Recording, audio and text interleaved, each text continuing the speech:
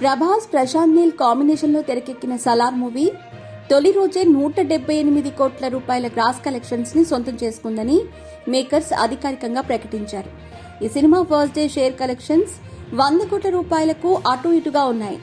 Salaar movie collections ని చూసి tension పడటం బాలీవుడ్ బంతైంది. ఢంకీ సినిమా ఫ్లాప్ కావటం, అదే సమయంలో సలార్ బాలీవుడ్ లో రికార్డ్ స్థాయిలో కలెక్షన్లను సాధిస్తూ ఉండటం బాలీవుడ్ వర్గాలను షాక్ కి గురిచేస్తోంది.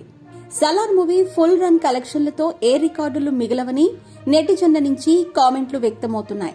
బాలీవుడ్ ఇండస్ట్రీకి సైతం ఈ సినిమా కలెక్షన్స్ భారీ షాక్ ఇస్తున్నాయి. ఇతర సౌత్ భాషల్లో సైతం ఈ సినిమాకు భారీ స్థాయిలో కలెక్షన్స్ వస్తూ ఉండటం గమనార్హం.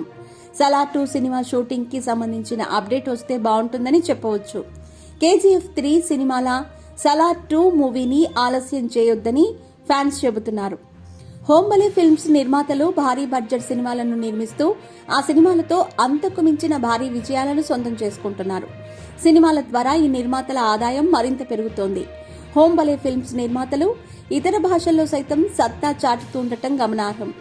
హోంబలే బ్యానర్ తర్వాత సినిమాలు ఏ రేంజ్ లో సంచలనాలు సృష్టిస్తాయో చూడాలి. సౌత్ ఇండియాలోనే నెంబర్ 1 బ్యానర్ గా ఈ బ్యానర్ కొనసాగుతోంది.